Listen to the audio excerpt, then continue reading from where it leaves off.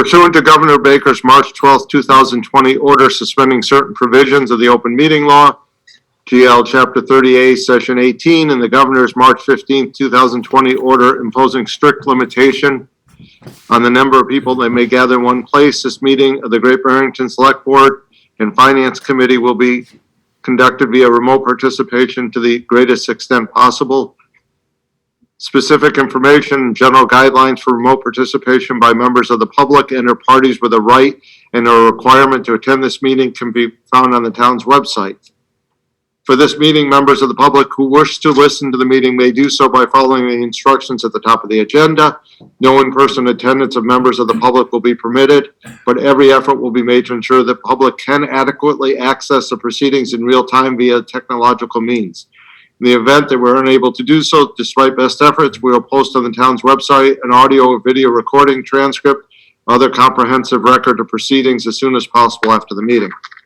Pursuant to Mass General Law 7C 30A 20F, after notifying the chair of the public body, any person may make a video or audio recording of an open session of a meeting of a public body or may transmit the meeting through any medium. Beginning of the meeting, the chair shall inform other attendees of any such recordings. This meeting is being recorded by CTSB. It's being recorded by the town, the Berkshire Edge, and other citizens. Any members of the public wishing to speak at the meeting must receive permission of the chair. The listing of agenda items of those reasonably anticipated by the chair, which may be discussed at the meeting. Not all items listed may in fact be discussed, and other items not listed may be brought up for discussion to the extent permitted by law. We'll start with a roll call just so we know who's here. Ann, you want to start with your board? Yep. Can I start with the Finance Committee? So, Tom Lavelle? Here. Michelle Hubert? Here. Will Carletti? Here. Meredith O'Connor? Here. And Ann O'Dwyer, I'm here. Okay, Select Board, Lee Davis? Here. Bill Cook? Here. Ed Abrams? Here. And Steve Bannon is here. Kate will be joining us shortly. So let's start with the Conservation Commission, which is tab 6, page 8.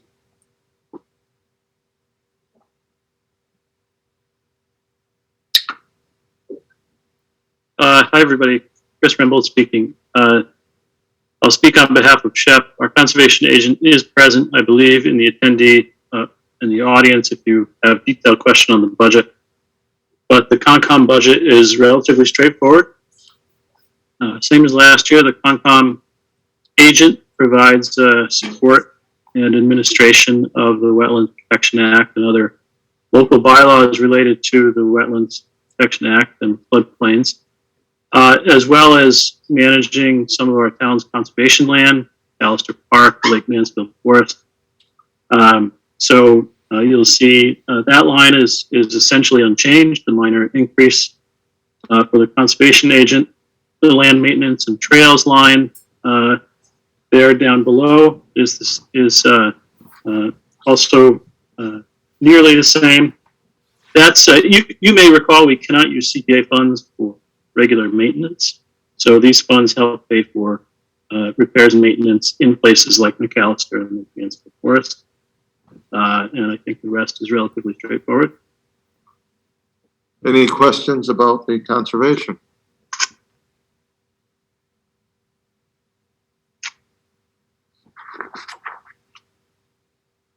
Moving ahead to the Planning Board, page 9, also tab 6. So again, this is another straightforward budget. We've given each of the 5 planning board members and the associate member, we've doubled their salaries this year. Just kidding. I will say for the record that the planning board recording secretary is nearing her 30th year of service. So thank you, Kim. Pretty incredible. But other than that, this is a pretty basic budget for the planning. Any questions on the Planning Board? Do they meet less frequently than the select board? I realize that's a really question I should know the answer to. They meet almost as frequently. They meet twice a month and sometimes more. And their meetings are often quite a bit longer. Do you, I mean, I noticed that the recording board, of the recording secretary for the select board is more money. Seeing her tenure and the fact that they meet just as frequently and longer, I just am curious as to whether we think that it should be the 6,000 that it is for the secretary for the select board. The amount you'll see for the recording secretary for the select board is an up to amount. It's not actually a salary. It's just based on hours and her availability for various boards.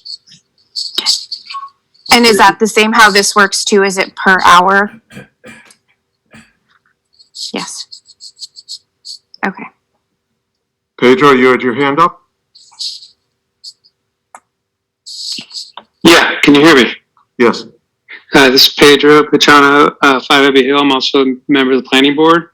I would like to suggest that the boards consider giving the planning board just an extra stipend of maybe $500, $600 every year so that we can have invited guests to give talks and lectures to the community concerning issues that affect either our board or community development in general. In the last few years, I've had the opportunity of inviting at least 3 people who have been in the region who are sort of nationally known people engaged in community development. I think it would just be great to be able to offer that to the community. So I'd like for you guys to consider just a small stipend for that type of stuff. Thanks. Thanks, Pedro. Mark, is there other places in the budget, such as celebrations, that could come out of?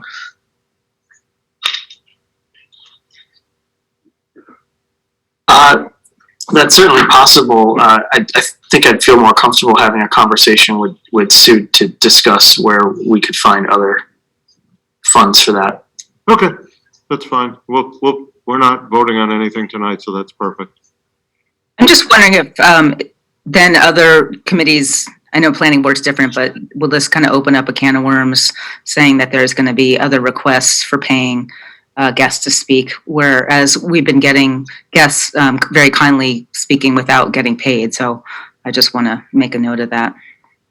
Thank you, Lee. Anyone else on planning board? This is Chris again. I should note this year, while we didn't really change the overall amounts down in the lower 3 line, we split what used to be a larger amount for office supplies and created a training line. We spend next to nothing on office supplies and thought we should specify that the planning board does used to go to, does attend trainings, and we should be able to identify that specifically. And we did the same with the Zoning Board of Appeals, which is coming up. Chris, you might as well go right into the Zoning Board of Appeals, tab 6, page 10. Sure. No change to the Zoning Board of Appeals budget, except for that breakout of a training. But you'll see there's no dollar increase for ZBA overall. Any questions on the Zoning Board of Appeals? Chris, you're on a roll. Planning, Community Development, page 11, tab 6. Sure. Thanks, Steve. So this is the planning department. So that's primarily my position. There's an affordable housing stipend position. And just to clarify, that is a extra stipend for a staff member to support the town's affordable housing trust efforts. That is not me. That is an additional person over and above the efforts that I give to the housing trust. And that's unchanged from last year. And the lines below, really unchanged. Happy to chat about any of these. The contracted services is something that we contract with Berkshire Regional Planning on a yearly basis to administer brownfields programs. We don't always have a federal grant helping to pay for the administration of these programs. But we do often have brownfields in the town that are being served through assessment programs. and BRPC helps us administer those. The economic development is the town's proposed share for a shared economic development planner, which is funded through Berkshire Regional Planning Commission. That makes up the bulk of that economic development line in my budget. It's probably about 23 to 25,000 in the current year. We have some flexibility to increase that as projects come along. So that's essentially my budget. Any questions? Lee, go ahead. Yeah, this is just made me think of the Economic Development Committee that we don't have. We're not saving any money by not having that committee. I seem to think that, remember that. There was nothing budgeted for them. Yeah, I just wanted, okay, so did we save any money not having that committee this year? I can't remember if there was a money from last year that they wanted, okay. No, nothing. No. Our economic development planner supports, did support a little bit with the economic development committee. A lot of the work is with the cultural district or other initiatives as directed through my office and the town manager. So, but the EDC didn't have any direct budgetary support, which was one of the reasons they cited in their decision to walk away from the formal committee structure. Yes, and I remember you came before to talk about this economic development person or our participation in this last year, and that we sort of make back more than we spend in the help that we get in writing grants. Is that correct? Am I thinking, is that the position we're talking about? Yeah, we did discuss it last year. It is, you can't track these things on a dollar for dollar basis, but I'm comfortable saying we make back at least 50% in direct grant assistance received. Okay. And, economic development in general is, a little bit difficult to quantify. If we help a project get to construction and it raises the tax base, that's a bonus, right? But that's not something we can track directly in line with. Okay. But yes, there are direct benefits to some extent. So, thanks. Other questions of Chris? Next, under tab 6, page 12, buildings and grounds, Sean.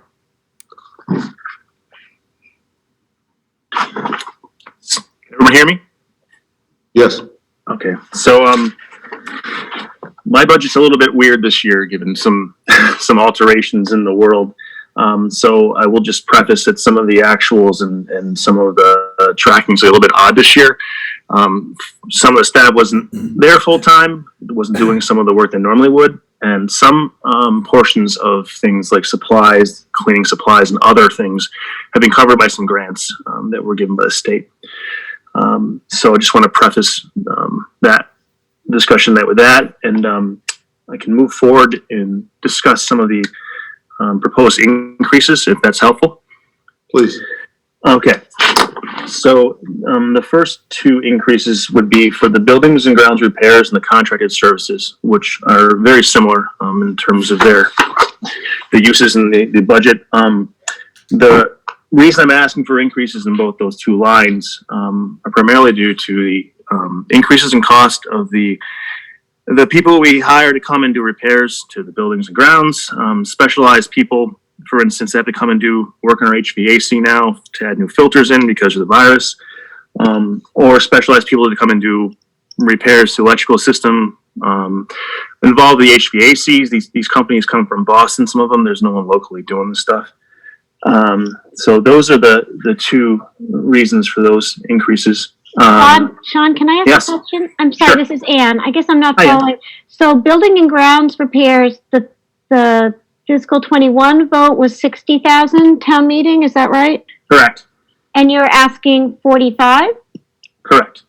So it's gone down. Sorry. So I asked for 60,000 actually, but the town manager reduced it to 45. Oh, But so my apologies for that. Okay. So I was looking at the one below it. I had the wrong one highlighted. Oh, okay, so it's My bad, contracted my bad. service. Okay, My that's bad. all right. I thought okay, I appreciate it. No, Okay. I actually misspoke. I apologize. kind of got scribbles on the budget in front of me. So, yeah, so the increase for contracted services is primarily due to those reasons I just said in terms of specialized people coming to do work from outside areas, and they're incredibly expensive and difficult to get a lot of times. And then, and gas and oil, you're anticipating going up? Yeah, sorry, I skipped that one too. Yeah. So yeah, I think that it's fair to guess that gas and oil are probably going to go up. I have two questions. Sure. One, between contracted services and buildings and grounds repairs, the town manager cut 25,000. Are you still speaking to each other? I mean, I assume you at some point agreed that the new number will work. Yeah, mm-hmm. Yeah, I mean, I had discussions with the town manager and with our accountant who follow this stuff pretty closely, and I think that I asked for what I'd like to have, and there's realities in terms of taxes, so Right. I think we can make it work. Okay, and then the labor and operator line. I think I know the issue, which is you're finally fully staffed. We're down one staffer right now for the laborer, but The actuals are low because it doesn't start snowing until after that date. the actuals are low too. So I think we replaced 2 people there so far, Okay. and then there were gaps between the hiring of a few months, and so that's why. But we still budget as if we were fully staffed. Right. Thank you. Anyone else? If I could just chime in to respond to Ed's comment. If you look at historicals in those 2 columns, you'll probably better understand why we decided to scale those back when we were looking for some cuts throughout all the budgets. So that's all. Not that I don't trust and support Sean's leadership. We were just forced to make some cuts somewhere. So. And I think I can speak for both boards to say thank you for those. So moving ahead, Sean, I think you're still up with highway, Cool. So page 15, by the way. yep. So I'm trying to make sure I've highlighted all the things that need to be called out. I think the primary one that accounts for the largest increase, so it's a $15,000 increase in street maintenance and repairs. Well, actually, there's 2. There's one for equipment maintenance and repairs that I see. We're asking for a $25,000 increase, and that's primarily because of the amount of repairs that we have. We foresee having to have in terms of specialized people to work on the vehicles that we can't have from a mechanic, and in terms of the cost of the equipment we're putting into the vehicles. I know the actuals aren't that high right now, but as you see from the previous year, actuals were at 71,000. Those costs of the repairs are going to continue to go up, so we asked for an increase. Below street maintenance and repairs, you can see we're at $60,000 now, which we're on track to probably go past that $125,000 I'm requesting. That is primarily due to the increase in oil costs associated with asphalt patch. That's one of the biggest costs associated with the street maintenance and repairs.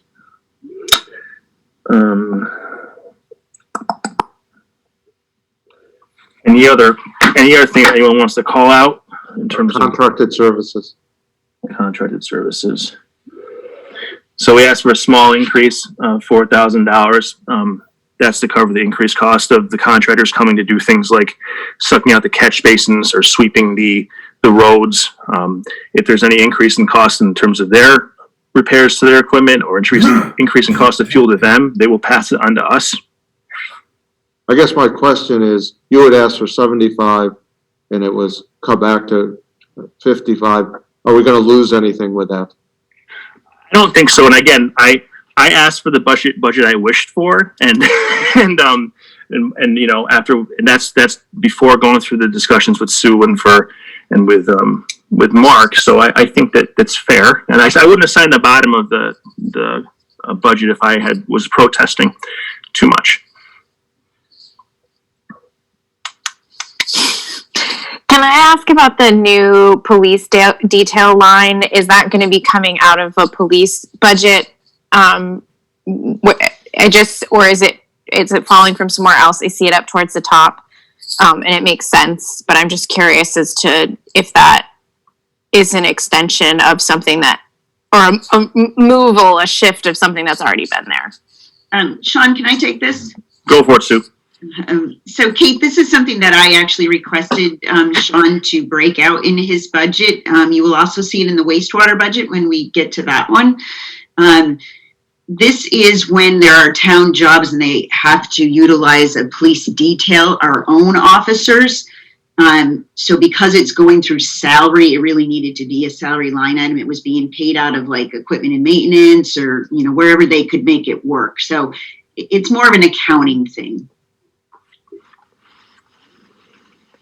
John, if I'm reading this correctly, clothing and uniforms is up $9,000. I think that's contractual.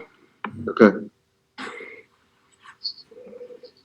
And Sean, can I just ask, are you in a similar staffing situation here? Are you fully staffed? Are you looking? We're fully staffed at Highway now. The only two staffing positions that are open is one at wastewater for a labor driver and one for labor at the cemetery. And we'll be conducting interviews in the next week or two for both of those. So we should be fully staffed in the next month and a half.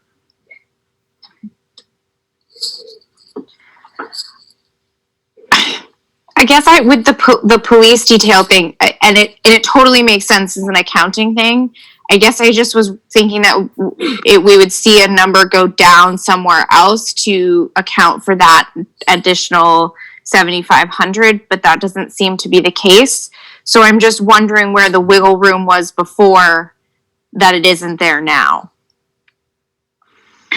I'm not really sure what line that I don't recall where that was being paid out of. It might have been street maintenance, but, I think we felt when Mark and I were going through this with Sean that we had, reduced his budget pretty significantly, as you've all seen in several line items. So, we didn't really want to take too much more from him. I mean, as you see, they also asked for 10,000 in the police detail line, and we got that back. So I don't think it's really a question of me asking whether or not it should be there. I guess I was just trying to figure out where it came from and why it doesn't seem like another number is going, or a few other numbers are going down to, usually when we pull something out, like when we pulled paper out of office supplies in the select board, you saw the office supplies number go down. I think that's just kind of why I was trying to wrap my brain around that. Thank you. I think also, Kate, that they've been finding they're utilizing it more and more. So I don't think that, I think this is fairly new or using it more frequently. And of course, I'm speaking for Sean. So I think that's why you don't see a reduction somewhere else for that. That makes sense. And if I can just interject, we also, when we increased the line for tree removal like 2 years ago, that also requires more police details associated with that. So just to keep in mind, once we started planting more trees and cutting more trees, we also had to have more police details than we didn't really consider that at the time. Thank you. Sean, actually, on that same thought with the police detail is what we're doing in the summer with the Railroad Street being partially closed. Is that contributing to kind of higher costs for that line item? I don't know. I think that last year I don't recall how many police details or how often we had police details down there. I know that my staff ended up doing a lot of the setup and takedown each night, and that was covered by a grant, I believe. So. Okay, so that's. I absolutely appreciate having that broken out. So it's good to kind of keep an eye on that, I think. So thank you, Sue. Anyone else? Council on Aging, tab 6, page 21.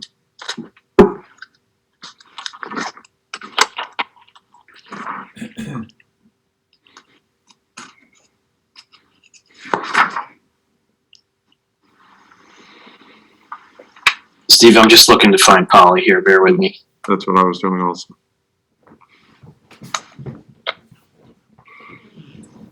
There she is.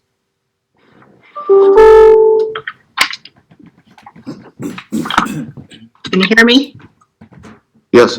Okay. Yeah, if you've noticed, if you look at our budget, the major change this year is in the transportation line item. going down all the lines, the maintenance and repair and the activities and office supplies and travel have all remained the same. Clearly, we haven't, we did not expend all those funds last year. But with the transportation line item, the 45,900 has been reduced to 12,500. And that, I'm trying to figure out, I can say this right, Sue, but the driver's fees, as you'll see up in the top, for 36,420 is where some of that funding went. Leaving a wiggle room for maintenance and gas, equipment for the vans at 12,500. So there's a slight increase. We don't really know exactly the cost of the transportation yet. We're getting a little bit of a better idea as we move along. We've had, 3 or 4 months now kind of anticipating it, and it's looking very good.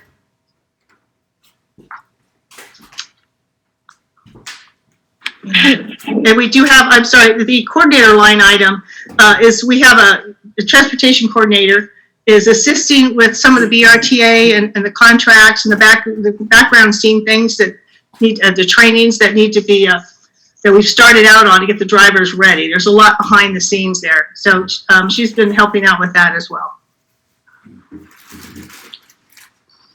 So can I just ask, so is that a new position or is that, because it says it's been a part-time, a half-time position. It's new to this year. But it was there last, we have this person in place now? Is that right? Yes, we do. Yes. Okay.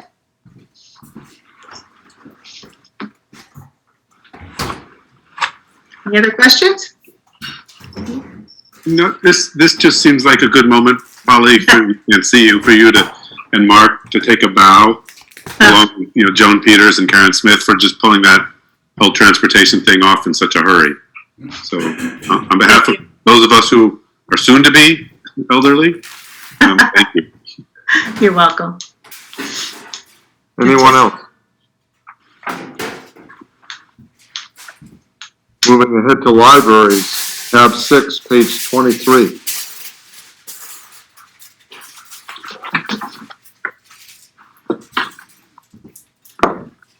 Hello. So for the library budget for this year, the only increases we have are salary line. Otherwise, it is a level funded budget.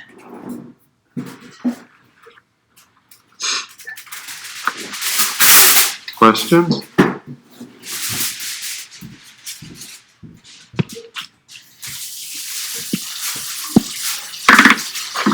Hearing none.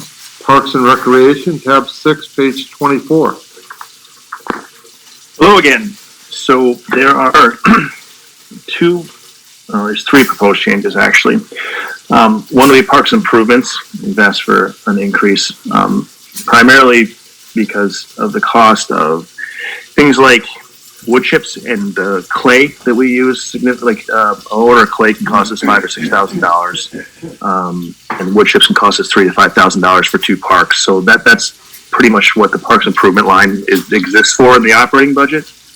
That's the asked for increase. We didn't use much so far because the parks have been closed. The other increase is for youth programming. I anticipate an increase in the contract cost because the minimum wage has increased since the last time we went out to bid. And we also have not had any wiggle room in terms of the amount of weeks in a year that we could have the youth programming operate. So we needed some sort of buffer in case we have any other alterations or we see we need to have a need for an additional staffing up there at the lake or somewhere else. Also asked for an increase in the waste management, assuming that people will be in the parks a lot more and we have a lot more portalets out than we ever have had, and we have increased their time out in the field as well. So that's the reason for the increases in those. Sean, can you just talk about eliminating maintenance and repairs? So the maintenance and repairs exist in the other budget, parks in the buildings and grounds. And so you can see that, so that's why. And you're anticipating not needing any supplies? Again? So we have supplies in the other budget for okay, same deal. the buildings. I know it's a little bit redundant, weird, but yeah. How was lake management handled before? I just see that there's a reduction in that. Is that less hours now, or way of managing the lake? So the actuals are 65, but we still are going to be real thing this spring. So we'll be spending some more money. But under lake management, town meeting voted 8,000. Oh. And we're down to 5. Sorry. So I can explain that. So the lake management is actually about putting out the net, the weed net every year, and we've been doing it once a year rather than twice a year, and so it's more expensive to do it once, but it doesn't cost. Actually, it costs a little more to do it once than it does to do it twice, but I take that back. It costs less to put it out once, so we can reduce the line to 6,000 and still have some money left over. Okay, so this is what we'll be doing moving ahead. Yeah, it's what we've already been doing. Okay.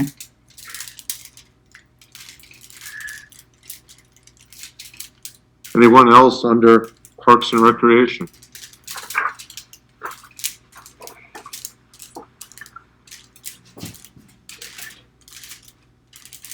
Tab 6, page 30, wastewater. Mark, can you promote Bill?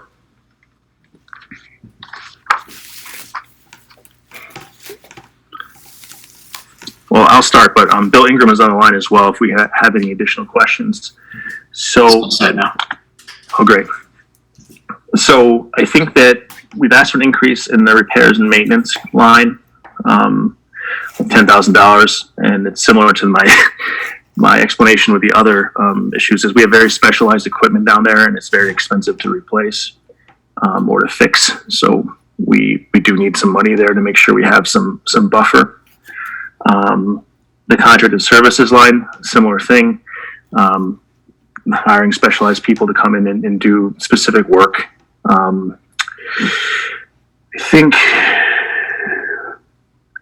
the other increase I can see in front of me readily is chemical supplies, which is going up a modest amount. I think that's about it. It's a pretty small increase from wastewater. John, this is Ann. This isn't so much a question about next year's budget, but I'm just wondering, we at the September town meeting, we allocated another $50,000 for the waste hauling, the contracted hauling. Do you remember? Right. And I'm just wondering, in anticipation that would actually be far more than we had originally at the original budget anticipated. And I'm just wondering if that's proven to be the case or not so much the case, or if you don't have that data yet. I think I'd have to look that up to see where we are. Okay. I know we definitely buffered that and not knowing exactly what was going to happen. Right. But that's a great question, and I'll get back to you on that. Okay, great. Thank you. So maybe you cover this. The laborers drivers, you split out, or Sue split out into individual as opposed just to one line item? So the laborer driver has a CDL license, so it's different than the laborer. That might have been why. Okay.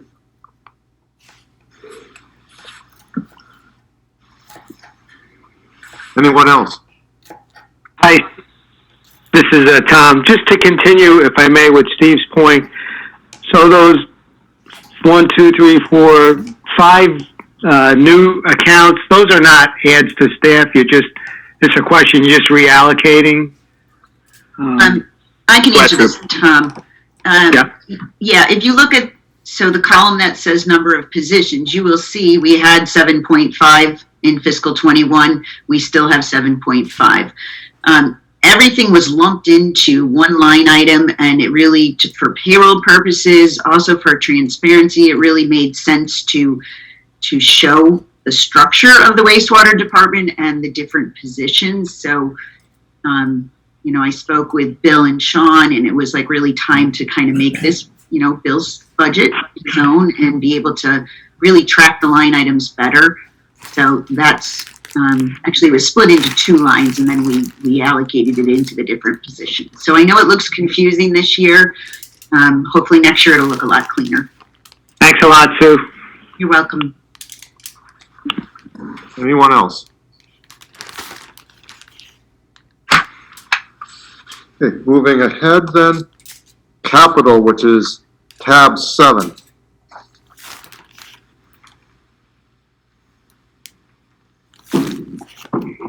Mark, do you want to go ahead, or you want me to review it? Sure, go ahead and get started, Chris.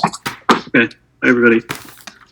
Well, this year's capital proposal, as Mark touched on last night in his overview, and as Sue talked about also when she was discussing the debt service budget, this year's proposal is less than previous years for a number of reasons. First of all, we are also aware that debt service on borrowing costs drives the operating budget to a significant extent, as Sue mentioned last night. And we wanted to control those costs as much as we could. We also have quite a number of projects still on our plates, in particularly with streets and roads and with town buildings and grounds that need capital improvements. Whether projects were stalled by COVID last year, we still intend to complete them. Whether projects came in with no bids or maybe overbid and we had to rebid. So for a variety of reasons, we have projects that over the last year or so have not been able to be completed. So there's a lot on our plate. So we can't take on more, nor did we think it was the right fiscal approach to do more. So this year's budget is, we think, bare bones. We can go through each division here in the cover page here under tab 7, if you'd like. I think they're relatively straightforward, and this year, within the capital budget, we also provided you with the backup in each department's justification for the expense. I think, if you'd like to talk through each one, we'd be happy to do so. We have the staff available. Yeah, I think that would be a good idea to give an overview on each one. Sure. Well, if you see Chief Storty or Sergeant Carlotto, you might elevate them to speak in case there are questions on the police capital. We have 3 portable radios proposed this year. That's the department's ongoing effort to replace its portable radios. Over the past few years, it's been able to use grant funds for that, which has been great. This is the next installment. 1 police cruiser this year, which you'll see we're breaking out today by special article. And then replacing the laptops in the fleet. And then a speed trailer, which I believe a grant application was just submitted. But we hope to pay for that by a grant. And I'll turn it over to the police and to you folks if you have more questions. I would love to ask a question. This is probably more of a general question than specific to the request by the police. And that's when I look through the finance committee just approved it last night, the budget policy. It says anything over $10,000 lasting more than 2 years is a capital request item. And I'm just curious, like 7 laptops at $32,000 doesn't mean that each laptop is $10,000. So, and then there was items like printers or equipment for the building and grounds or wastewater. And I guess I'm just curious because it doesn't seem straightforward to me and it doesn't seem consistent, but maybe I'm just not fully understanding it. So I would like some help. Thank you. I guess I'll take this one.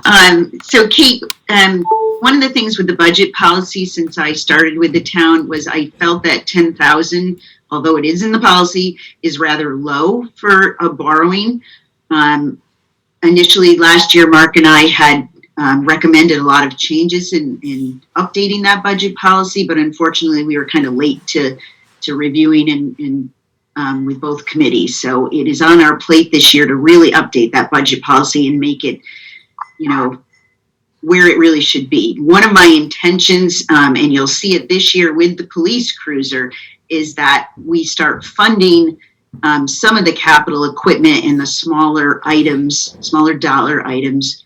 Not that a cruiser is a small dollar item, but when I'm saying that, like if we can do a handful of things and to put it in our operating budget as opposed to borrowing for something that we may not own 2 years from now, and I'm actually, making a permanent loan for it. So that's my goal. I've been working towards that for a couple of years, and I'm really pleased to say that we were able to get the cruiser in and be able to fund that through our tax dollars as opposed to creating debt and paying interest on it.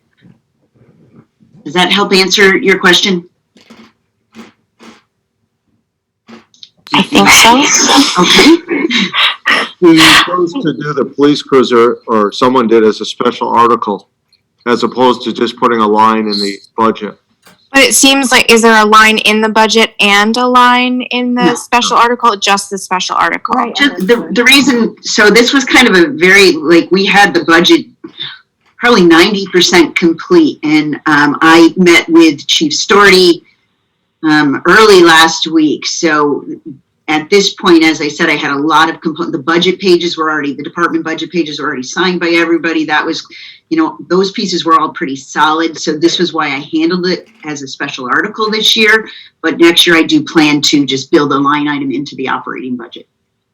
So, in things like the portable radios or the laptops, it would cause their budget to jump substantially, but we wouldn't see the debt services that we have that we're seeing. We have a huge amount of payment on debt services this year.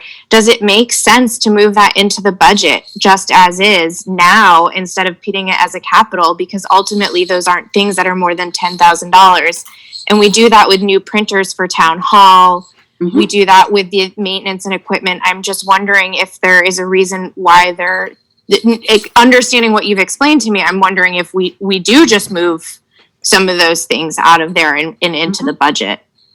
I absolutely 100% agree with you. Obviously, Mark and I were trying to bring forward, and Chris with doing the capital, bring forward a very prudent budget under, with the state of the economy, knowing people have lost jobs. So we really were trying to keep the tax levy as low as possible. So that's why we only put in, cruiser, and understanding that the cruisers rotate on a 2-year cycle. So it really made a lot of sense that we're not paying debt on something we don't own anymore.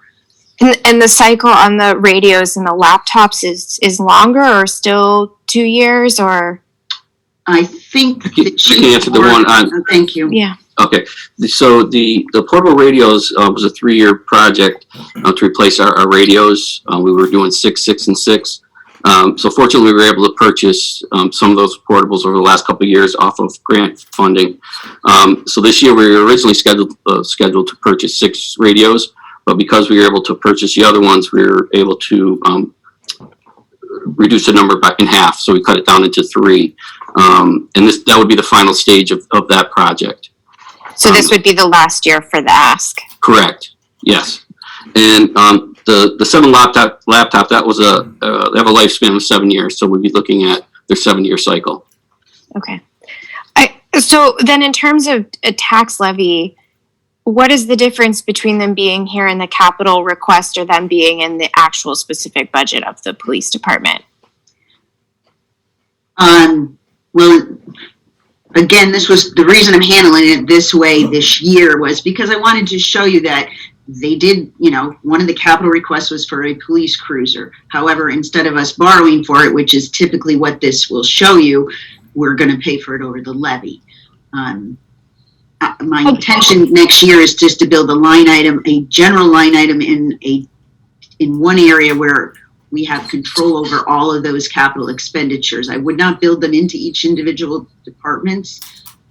This way it keeps control over someone not overspending, as opposed to, if we dump in the cruisers and say, I'm just throwing out anything at this moment, the truck lift, if one goes over, then they've eaten into the other department's amount. So Yeah, Kate, I guess just to dovetail on your question, I think, by putting stuff into capital that we borrow toward, the impact on the coming year's budget is minimized because it's spread out across many years. But this is something we've talked about at prior budget meetings. We've talked about in the finance committee. I've talked about with Sue quite a bit. Sue and I have talked about it. That our debt payments are what's driving a lot of our increase, but tax levy increases each year. So I do think, trying to sort of manage our capital expenses, and I think, this is something where we can do a little bit with the police cruiser this year. I do think trying to keep the tax levy down for next year, given what a difficult year it has been and will continue to be for folks, is a good goal. I guess I appreciate going through the list and the efforts to keep the capital request down this year. Chris, I was looking ahead to future years, and we're gonna be hit. It looks like we're gonna get hit pretty hard in fiscal year 23 and 24. So I'm more nervous about next year's budget for fiscal year 23 than I am about the capital budget for this year, to be honest. And I guess I'm not sure if we want to just go through this, and then if we could talk a little bit about that, because I do want to look ahead as much as look to next year. Yeah, we can certainly talk about the out years if you'd like. I will say that, one of the reasons we fund engineering and design line every year is because we hope that we'll be able to develop plans that, we're able to get significant grant funds, either from the state or feds, for the largest projects, whether it's bridges or road reconstruction. There's a great deal of work to be done. Nobody's, we're not going to pull any punches there. We have significant stretches of major roads in town that need to be fixed. So our goal is to keep up with design as much as possible so that we can get in line with grants to fund those in out years. So I'm hoping that those scary numbers aren't so scary when it comes time for the actual request, that we can count on some grant funds to offset that. So, but yeah, there's no denying there's a great deal of capital need out there. And happy to move on if you'd like through the list. Lee had a question. Yeah, I just had a question for Chief Storty.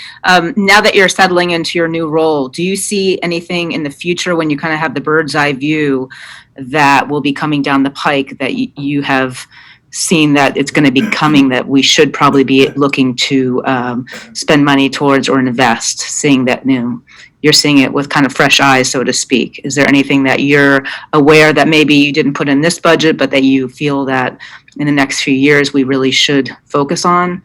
Just to give Sure. Just a couple of the things I really tried to address is one is the traffic complaints and stuff, and that's why I did include a new speed trailer. We did get a new one last year that was voted on at a town meeting, and we've seen such a positive response with it that having a second one, I think, would just allow us to cover more area and more satisfy more people in the community. What happens is, we deploy it for a week at a time in an area so we can get at least a week's worth of information to process. And then, we actually have a waiting list of people that want it on their street. So I definitely saw the need for a second one, and that's why I put in there. But we're working on a grant that we just submitted. Hopefully we find out that we will get that. And that would probably be the biggest thing I've been working on as far as future plans. There's some other projects that I want to start that could take additional funding in the future. And if you look at one of the line items in the operational aspect would be some funding to cover some of the outreach programs that I want to start. So for me, that would be the two major things that I see in the future. Okay. Thank you. So Can we move on to DPW? Sounds like we can. I have no question. Sure. And Sean, you can definitely jump in here. The DPW, first of all, with the vehicles and equipment, I believe both the backhoe and the sidewalk plow we were hoping to fund in the future year, but both are actually approaching or maybe past the end of their useful life in terms of the hours of operation that they have seen. And so we think it's time to put those in the queue, particularly I think since they take some time to actually order and get into the garage. The truck lift is the actual lift in the garage so that they can make repairs on the trucks. And the ticket kiosk station you heard last night, Mark talked a little bit about for the transfer station. And Sean is still on if people have questions. Any questions on those items? If I could just talk for 1 second, piggybacking on Paul, because there is a looming item that is not included in this capital request that just came up, which is the generator at the police station. And Paul had made me aware of an issue with it that's pretty sizable fix or replacement rather. So I'm trying to get numbers from a engineer right now to what a replacement of that generator at the police station would be, because it is our emergency operations sort of center. And the I don't have a number yet, but I should have it pretty soon. The generator there is archaic, and I can't believe it's still running, and we are having issues with it. So I just want to bring that to everyone's attention now. Is something that I think we should try to fund this year if we can. John, there used to be Homeland Security grants, and maybe you or Chris or Mark can talk about them. That would seem to be a pretty ideal Homeland Security grant request. Is that available so that we, even though we need it right away, so that we don't automatically just pay for it? So I don't know if Paul's aware of it or not. Go ahead. I'm sorry, I was trying to figure out how to get back on here. I'm not aware of any type of grant at this point that would cover that, but something we can definitely look into. So Sean, would this be a mid-year request? I mean, is it something that's it's urgent? I think it's urgent that we fund it. Maybe I'm starting the engineering process now with the money we have in the engineering line. Again, why that money is so important. If we fund it and we happen to get a grant and apply for it, that's great. We won't expend the money, but I think it might be important to have that funding in place in case we don't get the grant, because I'd be really worried if we had a major event, a storm that required the PD to run for a week or two, whether or not we could keep that generator running. So where are we going to put that in this budget then, knowing that we're doing research and this isn't in the budget currently? I just dumped this on Mark and Sue, unfortunately, about a week ago because it was late in the season. So I'm hoping they can find a way to get it in. Okay. Are we talking like 100,000 or 10,000? Like how big? Maybe 300,000. You're kidding. I'm guessing $250,000 probably. You're kidding. That's a joke. No, right? I'm not kidding. So that's good that I asked that question, I guess. Yeah. So that'll be something that'll come in later meetings. We obviously aren't ready to discuss that tonight. Oh, okay. We can discuss it, but that's big item. So that could affect everything, how we're looking through the budget, knowing that this is going to be coming down the pike for this budget, right? Well, it's borrowing. It depends how you look at borrowing. It's not going to be in the operating budget. Do we, in doing the engineering for that, I mean, is there any thought of solar panels and a battery? I mean, there's so much incentive to do that on your home. Is there no incentive to do that at a municipality? We could look at it, but that would not be enough energy to power that in the way we need it to be powered. Understood.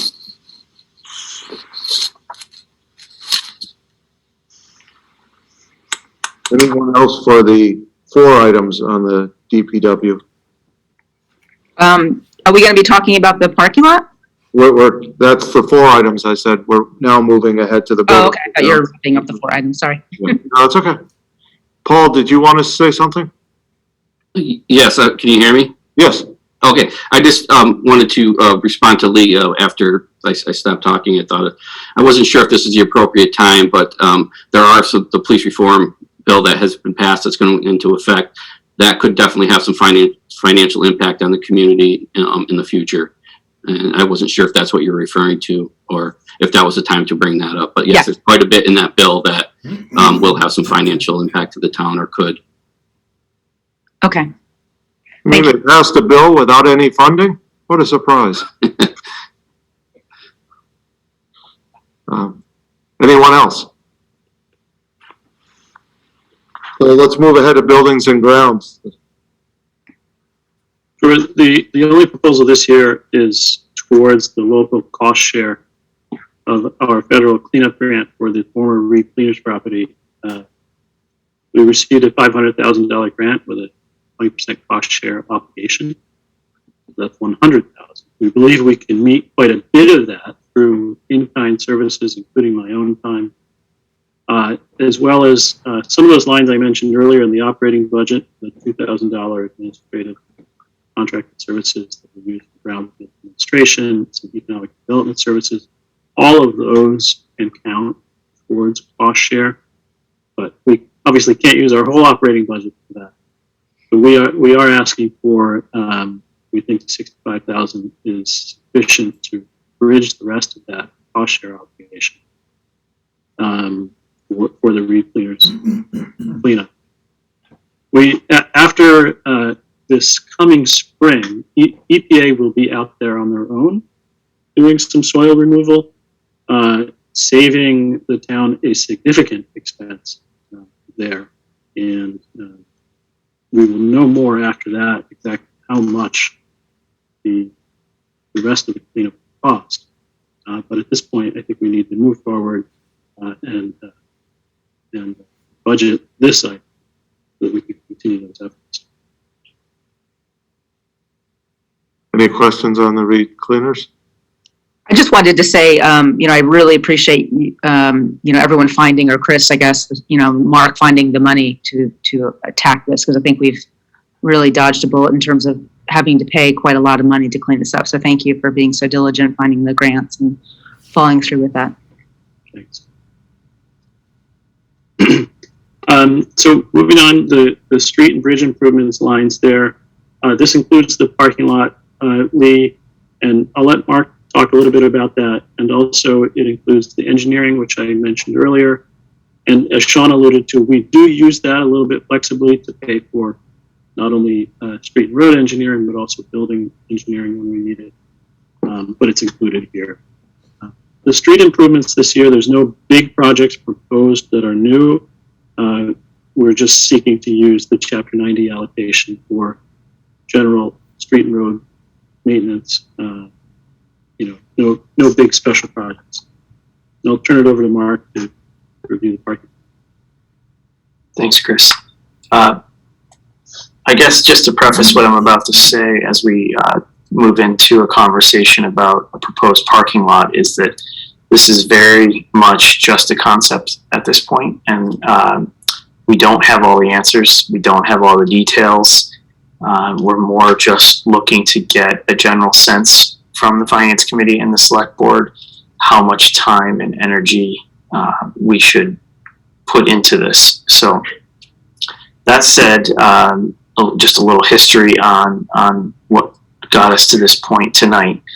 The Select Board identified parking as a high priority item in our strategic planning sessions that have taken place over the last couple of years. And whether we have a parking problem or not, or just a perceived parking problem, depends on who you ask. But to provide a little more background, our community, as most of you know, unless you're a relative newcomer to the area, has been talking about parking for decades and whether we have adequate parking for our downtown residents and business community.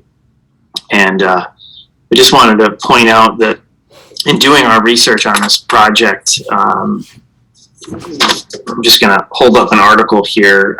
This is an article from the Berkshire Eagle dated June 2nd, 1936 that starts out, by saying, and I quote, "The parking situation, long a problem in Great Barrington, is to be alleviated to some extent, at least, by action of the selectmen." And they're referring to the lease at that time that the select board was considering for parking. And it was discussed again in 1949, and again in 1953, 55, 6, 72, and again in the 90s. So something that keeps coming back to haunt us here. And fast forward to 21, here we are again having this conversation. So at the direction of the select board, during our strategic planning sessions, staff started to investigate options. And at this point, what we're proposing to both of these boards and the public tonight is that the town consider purchasing 2 parcels of land just behind our Castle Street parking lot.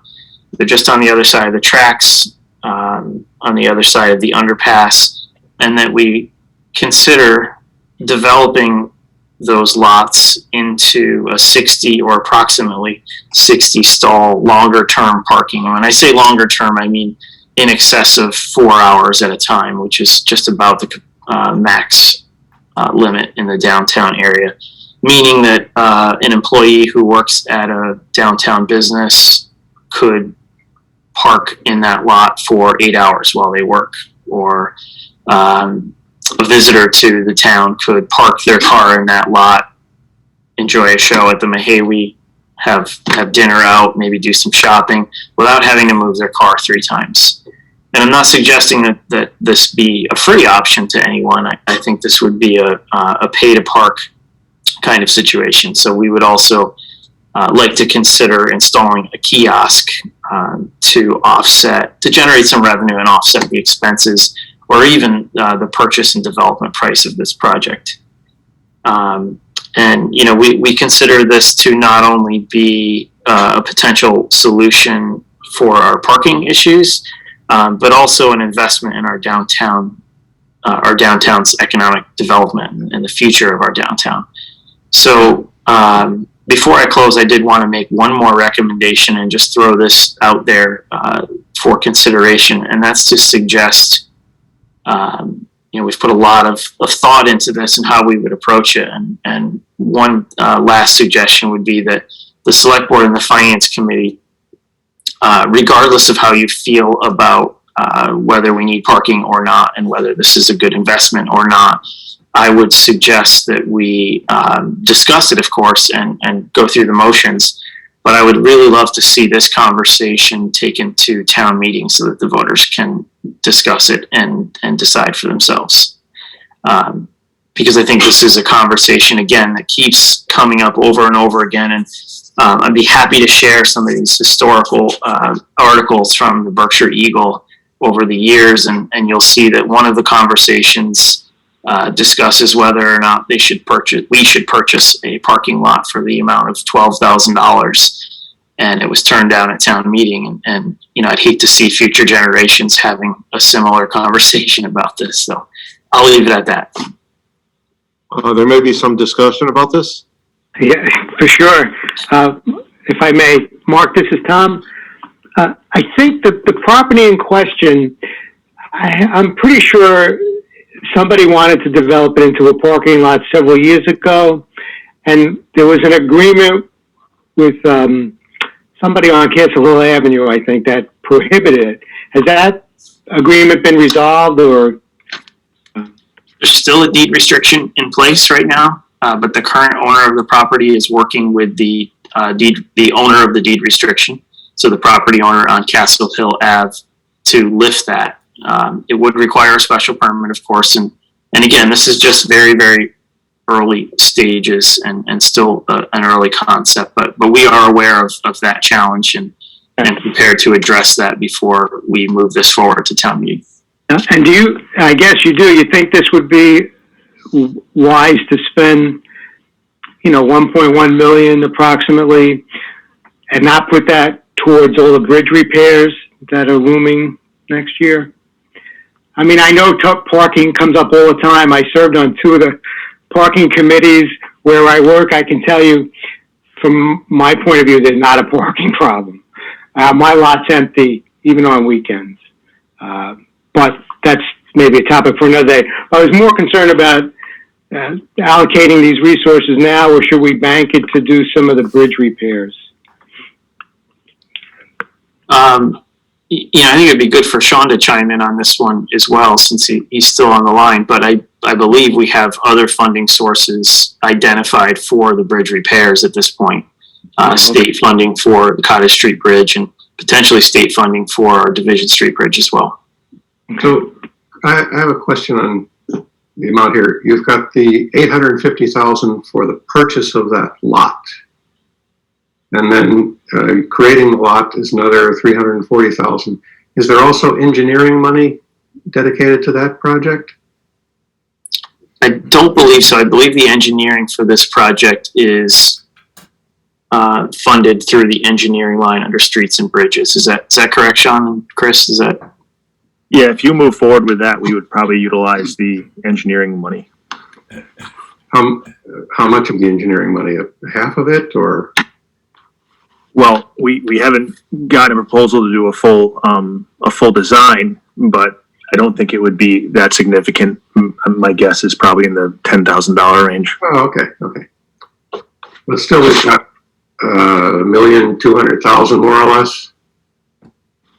So that's about 20 grand a parking spot. Seems like a lot. The $340,000 cost estimate includes an engineering design and contingency. Nonetheless, still comes out to quite a bit of money per parking spot. Steve, may I? Of course. I couldn't agree with Mark more that this ought to go to town meeting, just because in the 20 years I've been here, half the people you talk to will say there's no place to park downtown, and half the people say I can always find a place to park downtown. I know the merchants think there's a desperate need for more parking, and I think whatever the 10 of us think, voters ought to have a shot at this. And I don't even know what I think. I don't know which way I would go on this. I did the same math Bill did, and it's a lot of money for a parking space. On the other hand, this is economic development if we need it, and if there's no other parking, and if it actually gets used. Well, so right, we do hear from people who live downtown that there's no place to park. We've had a proposal from Pedro of other ways we could solve this problem. I think one of the things that would be great to know is how voters feel about this. Yeah, we also we'll have some space opened up when Reed Cleaners is fixed, and possibly even where the deli used to be, that lot there could become available. I think there's other ways of getting parking that would cost a lot less money than over $1 million. Go ahead. Okay. First of all, I just wanted to thank Mark and Chris and whoever else was involved with this for being proactive, because I think that we really need to find solutions and creative solutions. So I thank you for doing the investigation into looking for this a possibility. I do agree with Ed. I think this should go to town meeting, and so I hope that this does go to town meeting. My questions is, have we done a kind of a feasibility study to see how much money we could generate in charging for parking? And you mentioned kiosks, so I was wondering if that is built into this budget as it is now. So I'm just curious, and then the maintenance of keeping this up, plowing, etc. So I'm just kind of thinking the long term, how much are we actually going to get from this, and what's the ongoing maintenance of having such a lot? And just to speak to the other parcels of land that might come available, the Reed's Cleaners and the Hong Kong Buffet. I mean, that I would see that as properties and not, putting a parking lot on Main Street. I think, if we want parking, it should be off Main Street. So I wouldn't see either of those places as a parking lot. So. Just go ahead. Oh, I was going to say, just to answer your question about the revenue and maintenance, we don't have firm numbers on that. This is still very early on, but if we get the sense from these boards that you'd like us to pursue this and gather more information, we certainly can do that. But I expect that we would be able to offset the maintenance at the very least with the revenue generated. And my hope is that it would be in excess of that to help offset the cost of debt service as well. But again, this is so early on. It's so early in the concept that we don't have anything to present tonight. Thank you. Okay. I guess I'm just wondering, I don't disagree that this should go to town meeting, and maybe hopefully by the time we're voting on this, we'll have maybe some more information. I just worry about having big projects before we have a big new school project, that it will cause that to not be voted in favor of, which I think, in terms of economic development, having a high school that can, teach kids what they need to learn to be successful here in the Berkshires is really important. And so I just want to think, as we think this through, think about the other projects in the future that we may need to complete, that this may sour if it doesn't go out the way that we hope it would. Anyone else? So Mark, are you looking for an answer from us tonight, whether to move ahead, and then you would prepare a presentation for town meeting? Is that what we're not making any decisions tonight, so I'll answer for Mark. I think we can put this off a few more weeks. Okay. And I'm sorry, I was muted. I didn't realize I had a question. I just want a point of clarification. When you were saying residents are saying they have difficulty finding parking town, are you talking about residents of Great Barrington driving into the downtown area, or those who live in the downtown area looking for parking, who live there? Which Both. Both? So, I've also heard from people who drive in and say there's no problem. But are we viewing this as a parking lot for people who live in the downtown area, or people who work in the downtown area, or visitors, or anybody? Because we're not talking about overnight parking, or are we? Or we're not at that point? I don't think we're quite there yet, but I suppose if you're willing to pay to park overnight, you could park overnight. We'll develop these plans more as we go along, but yes, there are residents living downtown, living on second and third story, or in second and third story apartments that need parking as well. So we would be charging to use this lot. Correct. Tom, you have a parking lot behind Wheeler and Taylor. You said it was reasonably available. It is. And you rent out spaces there? We do rent some out, some of the merchants. We got plenty of room. You have plenty of room. Have you got 60 spots? We might have, I have to go count them. We probably have 40 that we don't use on a regular basis. So I think both sides of the lot, we might have 90 spots or 100 spots, and we keep half for staff and customers, and the other half we try and rent out. But yeah, you can rent them to the town for cheaper than $1.2 million. That's certainly a possibility. Mark or Chris, give my boss a call and we'll see what we could do. It's already paved. It's already, it's well maintained. It's right off Main Street. You can't, find a better spot. I think some of the owners will maintain that. Thanks, Tom. Yes, I'm just thinking about how time sensitive this is. So obviously, we saw this opportunity, and we're now discussing it now. But if, let's say, we put it off for whatever reason, and is this going to be going on for sale? Is this on the market? Is this something that if we put it off for another year, it's going to, potentially go to someone else for development? Or I guess how time sensitive? They're not going to hold it. They're not going to hold the land for us. Okay. That's no. Now, are they going to sell it in the next year? It would be a chance we would have to take. Mm-hmm. I don't see them just holding it. Do you, Mark? No, and I will say that when I I would say almost 2 years ago when we developed our first priority list. Parking was on that list, and I reached out to the owner of that property, who happens to also own the train station, and at that time he wasn't interested in selling the property because the train station was on the market, and I think he wanted to sell the train station first to give the buyer the option to also purchase this property. Fast forward a year and a half later, he's changed his mind and he is interested in selling this lot now separately. So I don't think it's actively listed, but it's always I suppose a risk that someone else could purchase it. It was under contract at one time for somewhere between $800,000 and $850,000. So do we have any sense this is fair market value, or that we're taking advantage of?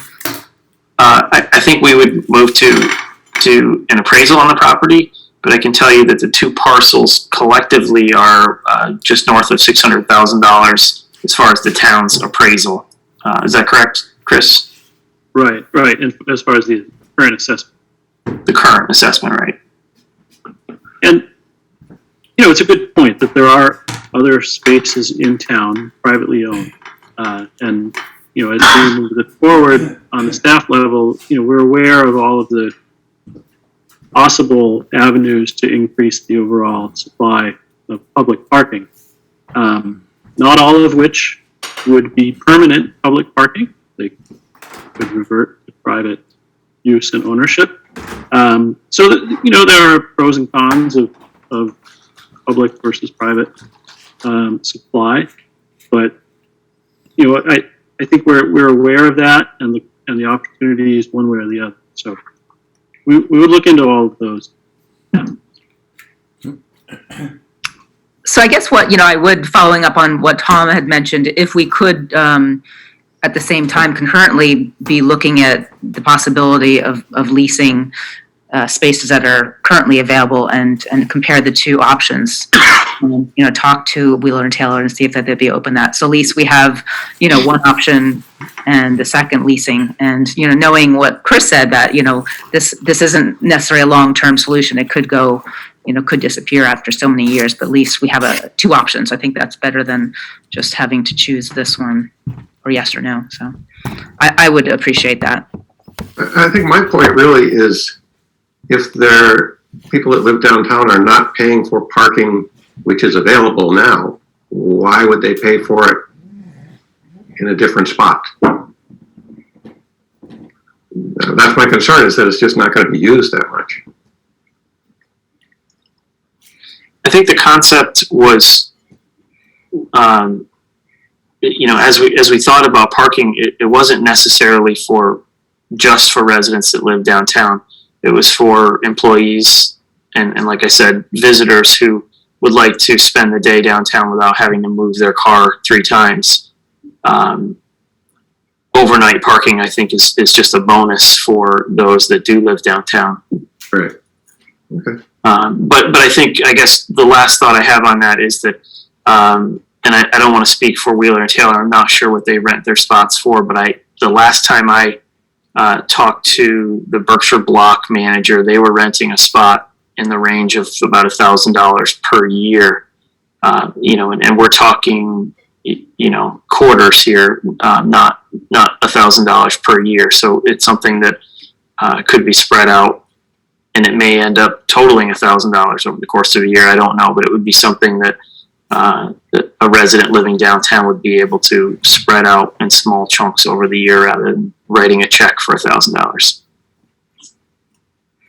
Yeah, I think, one of the issues that we've struggled with, and I know that the planning board has talked about this, is, the wayfinding. There's no clear path. It's kind of like if you're in the know, you know where to park.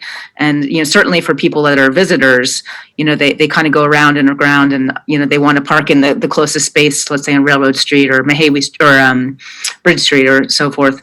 But, if you have this designated spot, at least we could be in charge of the wayfinding and people could feel like, okay, I know I have a place. They have a designated town municipal lot. Whereas right now we're missing that, so to speak. So I'm just, trying to say that the issue right now is if, we scatter more leased lots or leased spaces around it, the perception could be with tourists is that we still don't have parking. So, sometimes they just want to know, okay, where's the municipal lot? Where do I go? How much? How long can I, park? So, I guess I'm just making an argument for having that in a general sense, not necessarily for this, but. Anyone else? Good discussion. Parks improvements. Sean, you want to go ahead and address that? Sure. So this is the sort of standard $40,000-ish that we ask for every year for sort of sizable repairs to all the parks downtown, or all the parks, period. And there's quite a need. We have several projects that we have identified through some engineering analysis, and we're hoping to do some significant repairs this year coming up. Any questions on that? I just have one question in regard to potential purchase of the fairgrounds at some point. Any thoughts of putting some funding together for that? Or is that not on this particular budget item? I wouldn't think that would be on this year's budget, Bill. It'd probably be on the year after we actually purchase it. How do we purchase it without allocating some money to purchase it? Well, I thought we're talking about parks and park equipment. We're not talking about purchases of the fairgrounds, and we're not far enough along on that. Hopefully we will be in a few weeks at least to have a guesstimate, but right now we're not far enough along on that to even put it in there. Hopefully we will be before the town meeting. Okay. What wastewater? So there's a couple projects that I identified. The first being a sewer line replacement that's on Castle Hill Ave for $20,000. It's a portion of the line up there on the hill that is Orangeburg, and it's collapsed in some portions. We did replace a portion of it, I think 2 or 3 years ago, and we realized that we hadn't had enough funds to continue to fix the rest of it. So that's the first line item. The next is the sewer system management plan. This is an ongoing analysis required from our EPA permit to identify infiltration from stormwater into our system, and also look at pipes that are undersized or in bad condition for replacement. This is sort of an annual thing.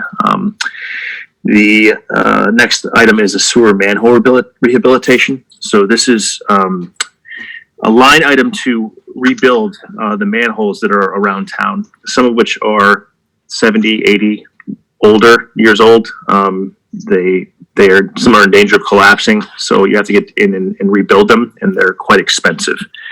So those are the three items. Questions, comments? Pretty straightforward. And Chris, can I just come back to just looking ahead?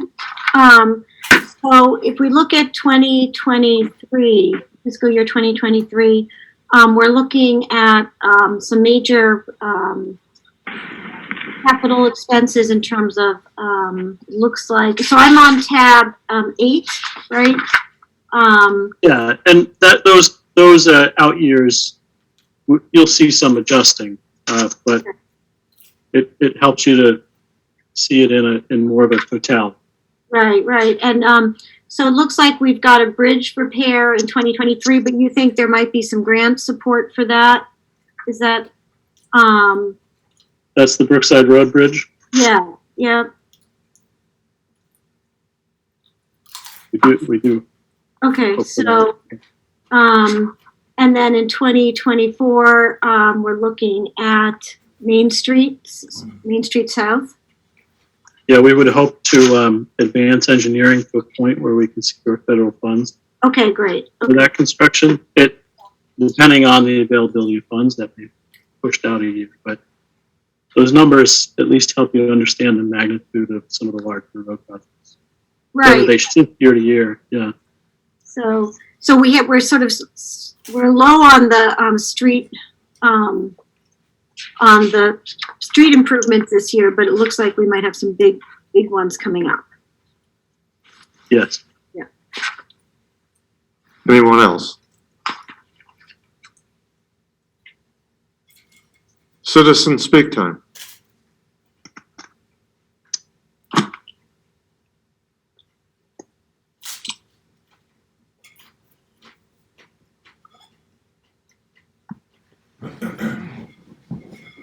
Phil Orenstein, go right ahead. Yes, on the parking lot project, a very interesting idea, and I understand what the board has said.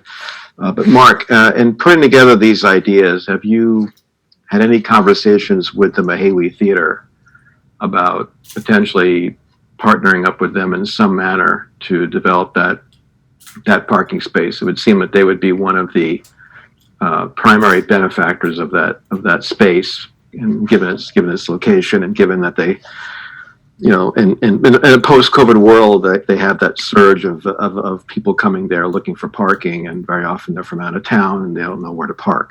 So, have you considered that? No, Philip, we have not reached out to the Mahawi Theater. Again, this is just really early on in the planning process, and based on how this conversation plays out, we'll, continue with our research, and I'd be happy to reach out to the Mahawi to start a conversation with them as well.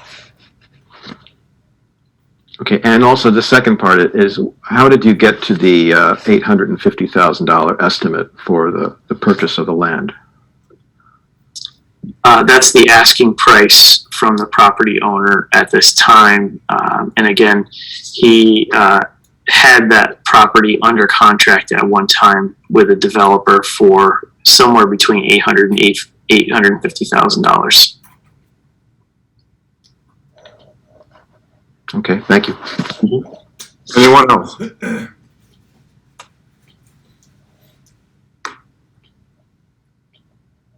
Michael Kiernan? Just unmute yourself. Okay, how we doing there? Good. All right. I bought a new toy and now it works. So, Steve, I thank you for the two previous times I tried to speak and was just flummoxed here. I got a few items. One concerns a topic from last evening was the tax payments will be quarterly now. Yes. As I guess we voted at the ATM. Will we still be allowing semi-annual payments or annual payments, and at any kind of discount because there'll be less expense involved? And I worry about people like myself may miss a payment and pay some extraordinary tax rate to get that. Michael, there was nothing put into the town meeting that would reduce anyone's taxes if they paid once a year or semi-annually. So yes, you can pay it once a year, you can pay it twice a year, but you'll just be dividing your bill up by the number of payments. Okay, I just asked the board to consider that there will be less expense because less letters being mailed out, et cetera, et cetera. If I may, Steve, something else. I appreciate that a good number of department heads expressed ways to either lower their budgets or keep them the same. And that's good, especially in this crazy COVID-19 pandemic year where revenues will probably be down for non-homeowners taxes, such as sales taxes and things like that. But there were some departments where they were going to increase their expenses this year.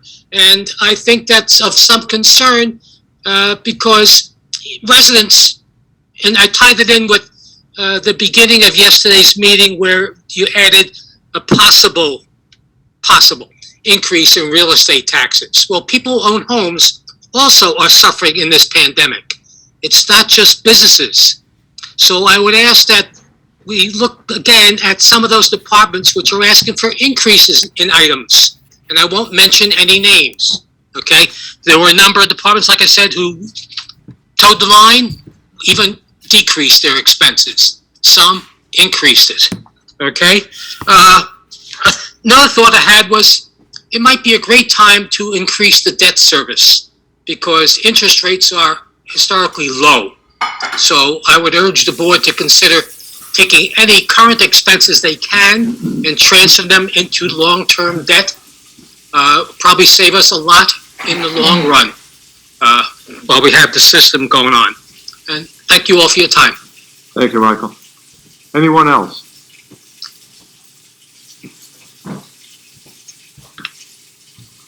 Any media time?